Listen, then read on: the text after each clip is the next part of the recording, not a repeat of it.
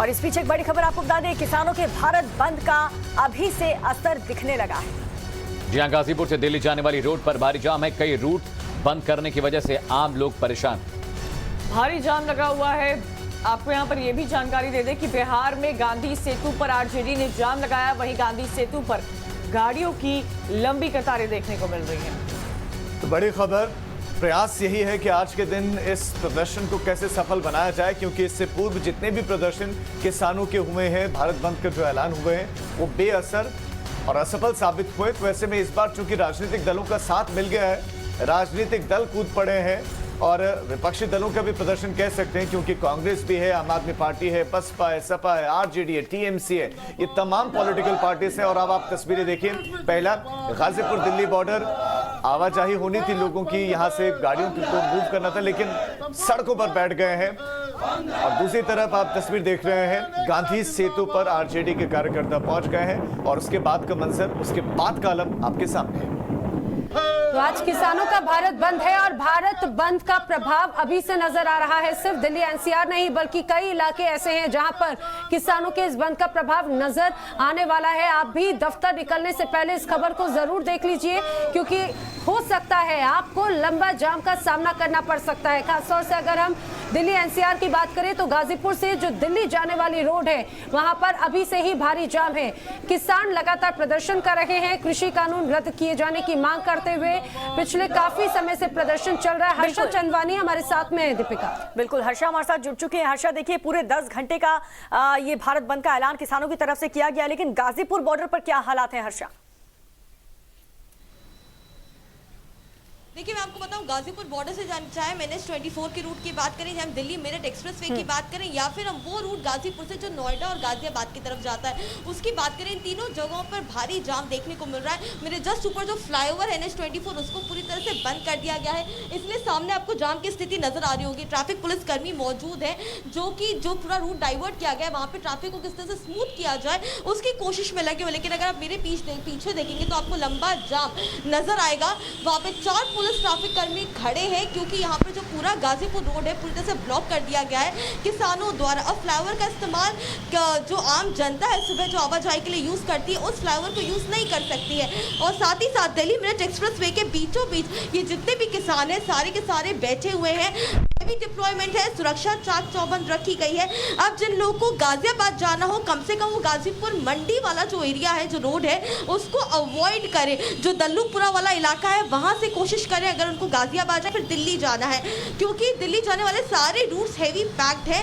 सुबह का समय है, लेकिन सुबह 6 बजे से ही जो तस्वीरें हैं वो गाजीपुर बॉर्डर के करीब कुछ इसी तरह से नजर आ रही है। जो लोग कौशाम्बी और इंदिरापुरम से निकल रहे हैं दिल्ली जाने के लिए, वो अक्षरधाम वाले रूट को अवॉइड करें।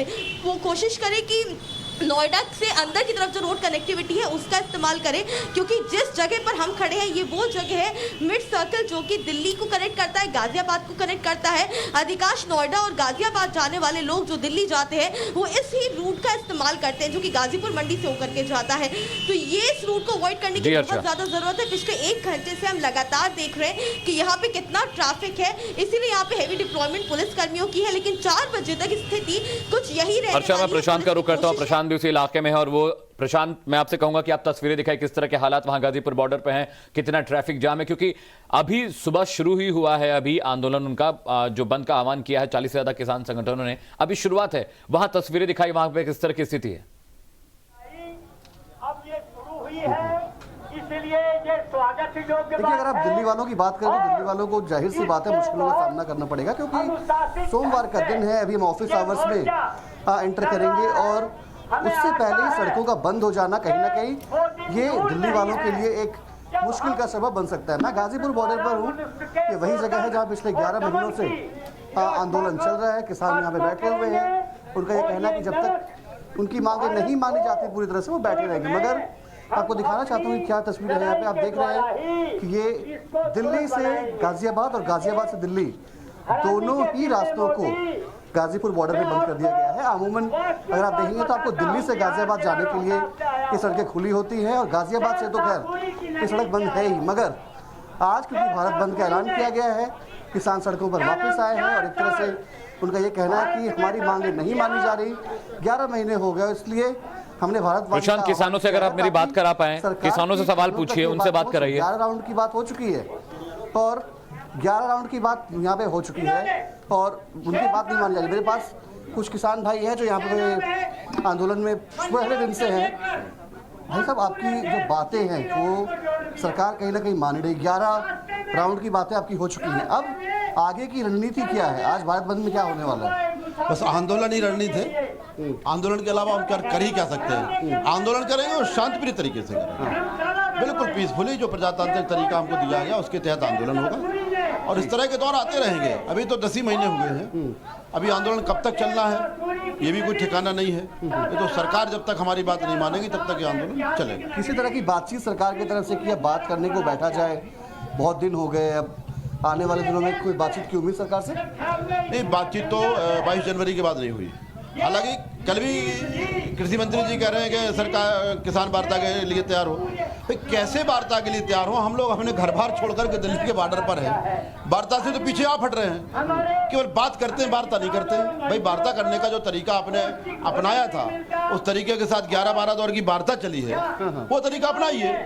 हम लोगों के बाकायदा लिखित तो आता था कि फला जगह फला समय पर और फला दिन तारीख में आपसे वार्ता होगी। हमारे किसान मोर्चे के लोग जाते थे, वहाँ से मंत्री लोग आते थे, वार्ता होती थी। ये दौर चलना चाहिए, शुरू होना चाहिए। तो किसान यूनियन क्या बात करने को तैयार है सरकार के साथ? हाँ जी, किसान की यूनियन है जो आंदोलन करे, क्या वो बात करने को तैयार है? बिल्कुल। संयुक्त किसान मोर्चा सरकार से वार्ता करने के लिए 24 घंटे 365 दिन तैयार है, क्योंकि हमें पता है कि बगैर वार्ता के किसी समस्या का समाधान नहीं।